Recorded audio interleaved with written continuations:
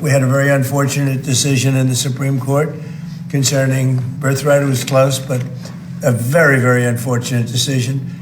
So we're making adjustments because it's very unfair. This was done for a different reason. This was done right after the Civil War. This was for the babies of slaves. Today, you will hear from angry Haitians getting their wake-up calls after President Trump has ended Haitian TPS, causing major chaos in the Haitian community as they lose their jobs and being deported.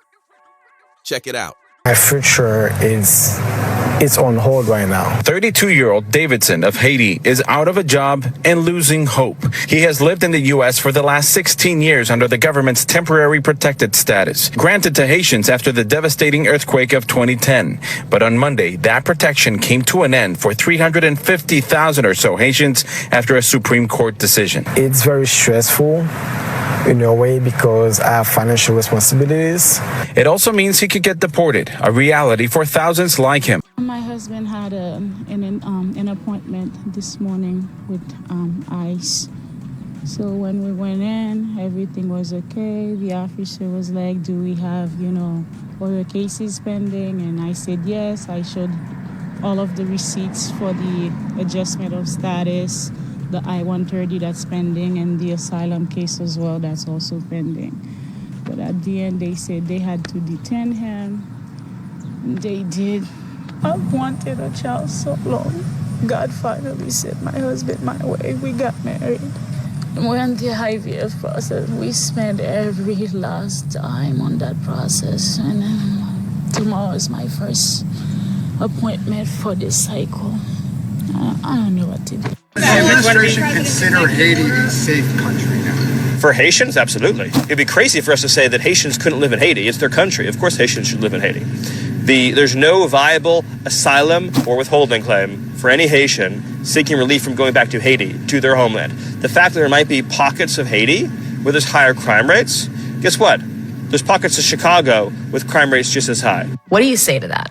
It's very unfortunate because it's our reality. This is not hearsay. I've witnessed what I've witnessed personally with my family. We had bandits rob my family at gunpoint. My aunt and uncle got shot in the head, left to die. Wow. I had an older female cousin. She was raped. I have many friends who just fled Haiti recently who told me they had to leave everything behind. They would hear gunshots over their head and would have to just leave with the clothes on their back because they're at war. Yeah, it's gangs. A civil war there with the gangs. Do you think you're going back home? I mean, how do you grapple with the idea that our government is saying, you belong in Haiti, this isn't your home? I am not going to jump to conclusion because I still have faith and hope in the Americans that I've learned and lived and loved and served. My niece/daughter that I've raised her to be American, not Republican or Democrat. And what I've taught her is to be loving and to be a humanitarian and to serve and to help, to love, because that's what I've known America to be. So I still have hope. I have not lost hope. I don't feel this is the end all be all. All I can do is wait. I want to say this to the FBAs who jump on my post and think they're saying something when they say T is for temporary. Like, baby, this is not Sesame Street. We all know T is for temporary, okay? We all know that. But let me tell you something, okay? Do you got a passport? Do you got a passport that says FBA? Haitians got Haitian passports. Do you understand what I'm saying? You need to be sovereign. You got to have land. You got to have your own passport. You got to have your own country before you can talk about Haiti. Because really, you're at the mercy. Just look at what's going on in America. All the black children being deleted and unalived, and it's considered, what are they calling it? No foul play or whatever they're calling it. In your face, these people are walking free.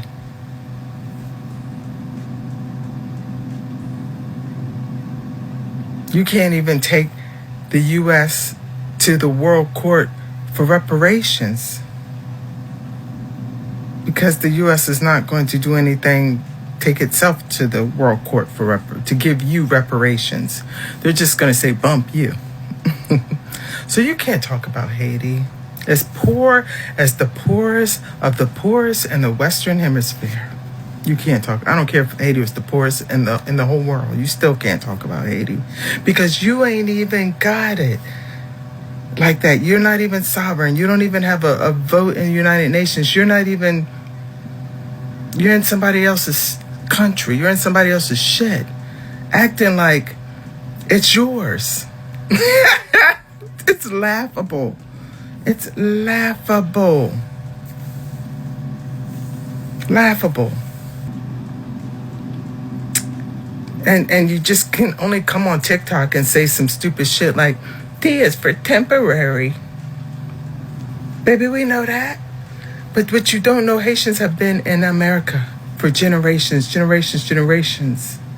while you were still slaves, and we ain't going nowhere.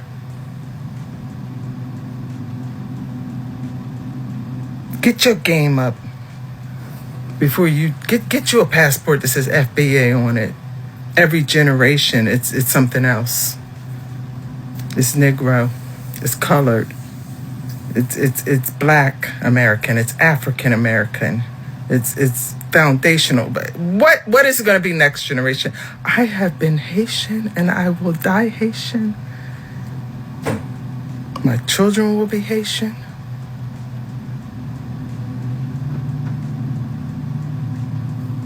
Nonsense. You guys were never citizens.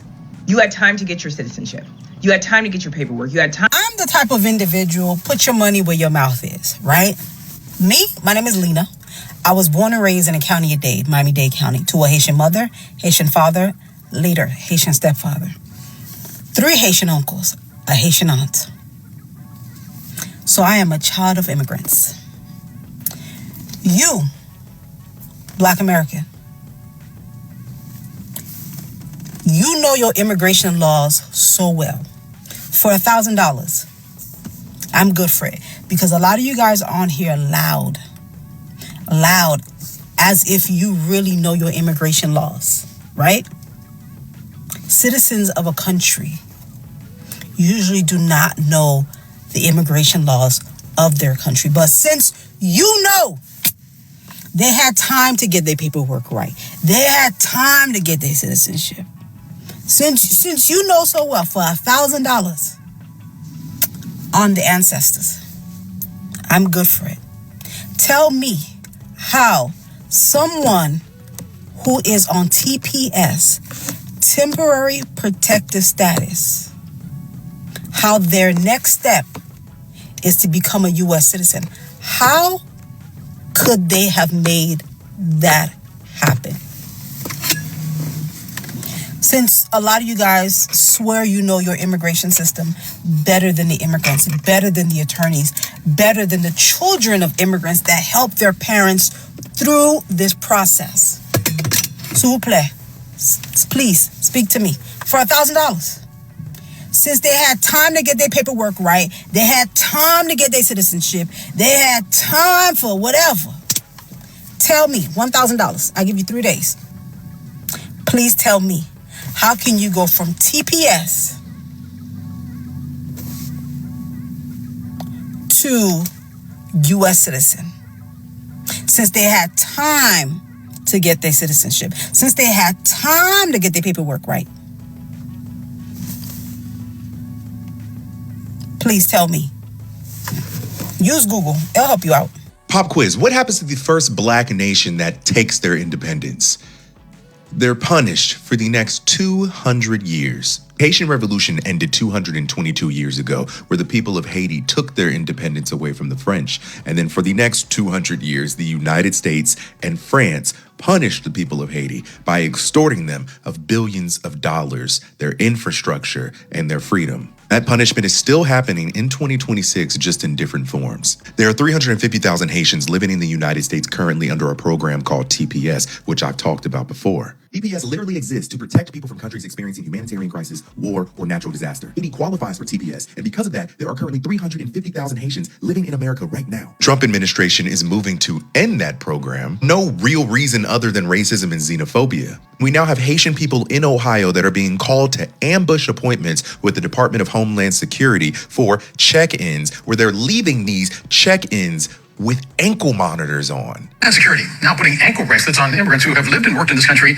legally for years. People who have what is called temporary protective status.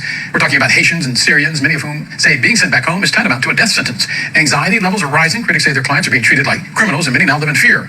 Donald Trump told us what he really thought about Haitian people when he said they were eating the dogs. But if you think that this is going to stop with Haitian people, and if this is going to stop in Ohio, you are sadly mistaken.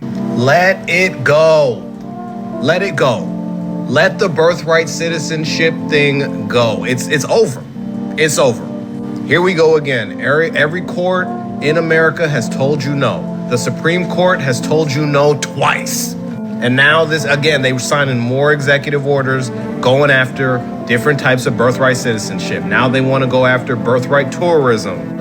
And it will end the same way every last one of these rulings has ended for this administration, okay? It's not gonna stay. Not gonna stick. You're not getting people out of this country that way. You're not. Now, of course, they're gonna sign the executive order, and then everybody's gonna move super fast, and they're gonna be like, ooh, yeah, well, here we go. We're gonna do it now, and everybody in the federal government has to do it, and be worried now. There will be a lawsuit immediately. As soon as they sign these executive orders, it's going to be lawsuits today. And then here we go, hashing this out in court all over again. And it's going to go back and you're going to get the same result. They already said no. They already said no. They can't reopen these cases after they've already said no.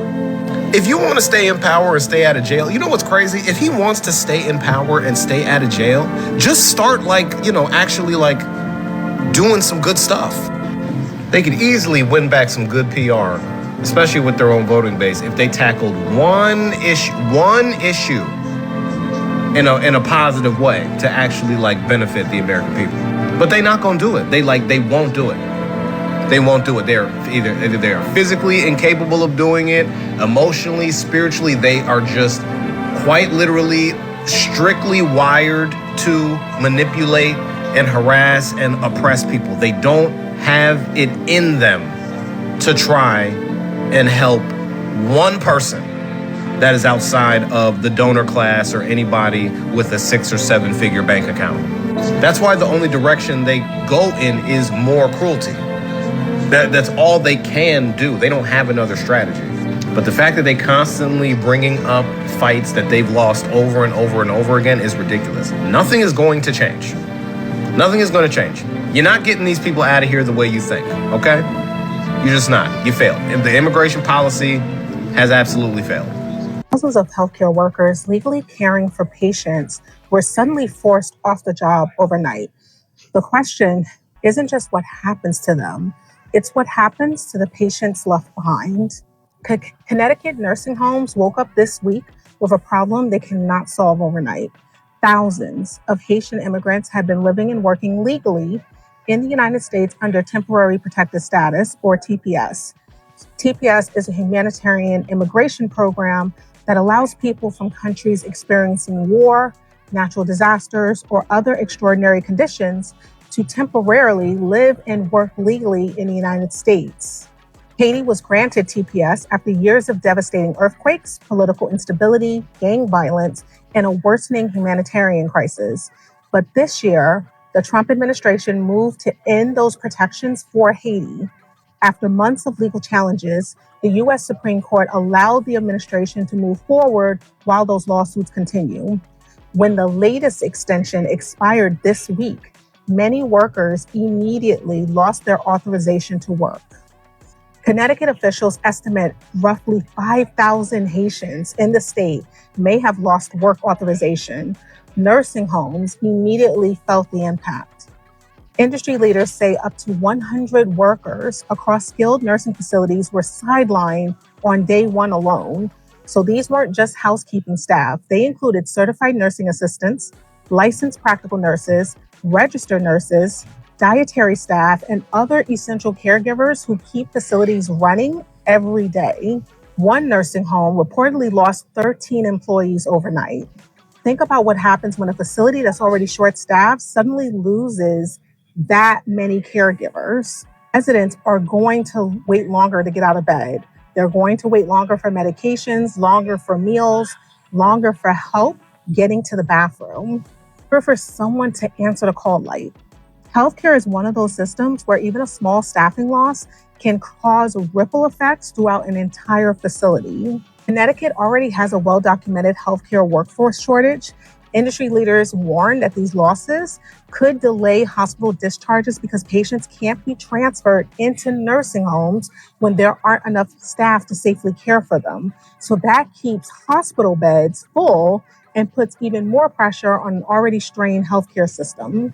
State Senator and physician Dr. Saud Anwar also warned that fewer caregivers could lead to more infections, more complications, and additional strain on hospitals.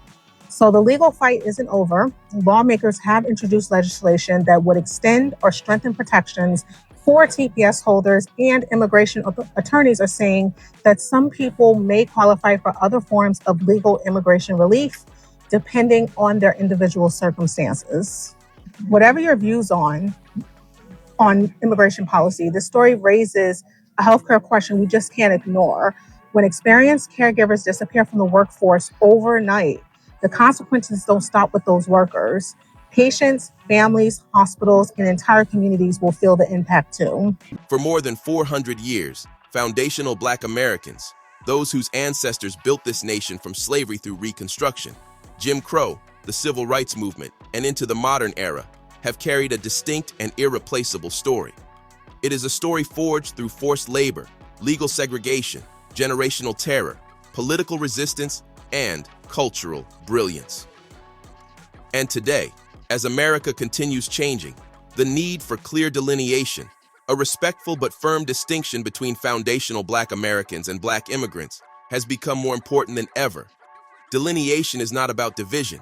It is about accuracy, justice, and preservation.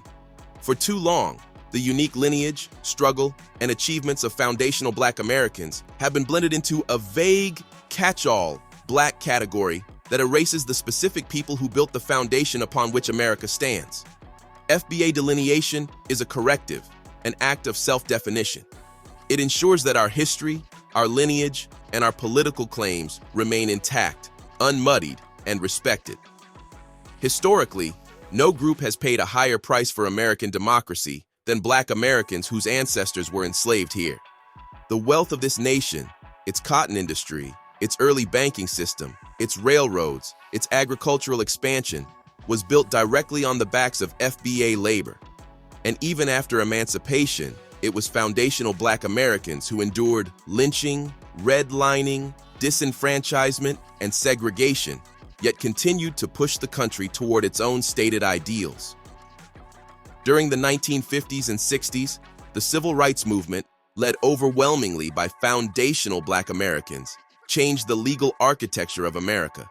From the bus boycotts to sit-ins, from Freedom Summer to Selma, FBA activists fought, bled, and died to dismantle racist immigration quotas, racist labor laws, and racist voting restrictions.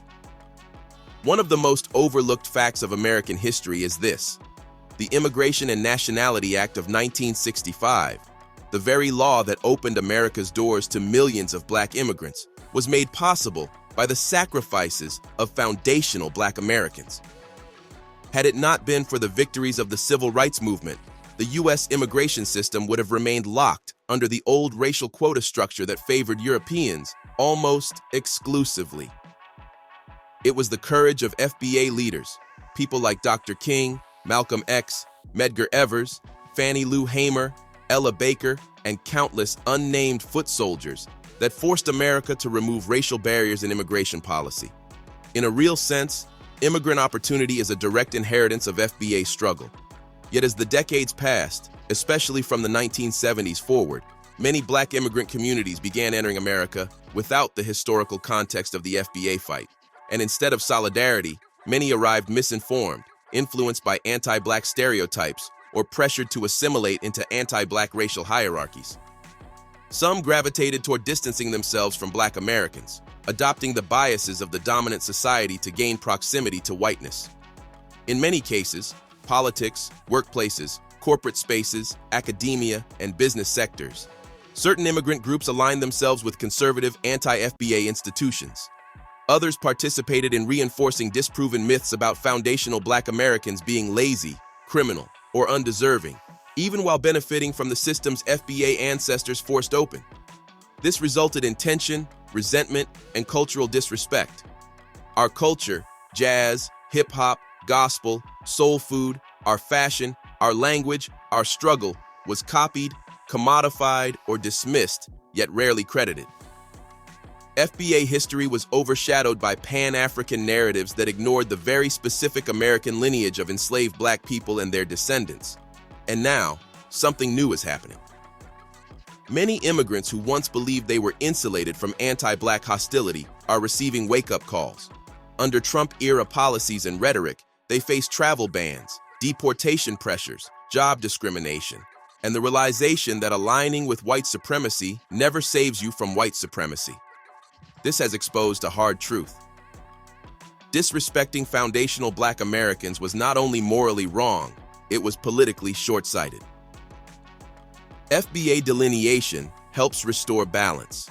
It places responsibility and credit in the proper historical order. It allows foundational Black Americans to protect our political lineage, our reparations claim, our cultural identity, and our collective legacy without being drowned out by groups who have different histories, struggles, and agendas. Delineation is essential because FBA issues are not interchangeable with immigrant issues. Mass incarceration, lineage-based discrimination, wealth theft, and redlining did not impact Black immigrants the same way they devastated FBA communities. Reparations must be lineage-specific. No other group was enslaved in the United States for 250 years. Political representation must reflect actual lineage interests. We cannot have FBA culture, suffering, and movements used as stepping stones for others to take positions meant to represent us. Cultural preservation matters. The experience of being a descendant of American slavery is unique, irreplaceable, and not to be homogenized. Today, delineation is not about hostility. It is about clarity. It is about the right of a people to define themselves, honor their ancestors, safeguard their legacy, and speak with their own political voice. At this moment in American history, as economic pressures rise, political lines sharpen, and immigrant communities feel the realities of U.S. power structures, foundational Black Americans stand at a crossroads. We are reasserting our identity, reclaiming our story, and demanding the respect that was long denied. This is not just a cultural shift, it is a historical correction, a necessary one, and an overdue one. Tell me what you think about this topic. Hope you find the information in this video informative. Feel free to like, subscribe, share, comment. Thanks for watching.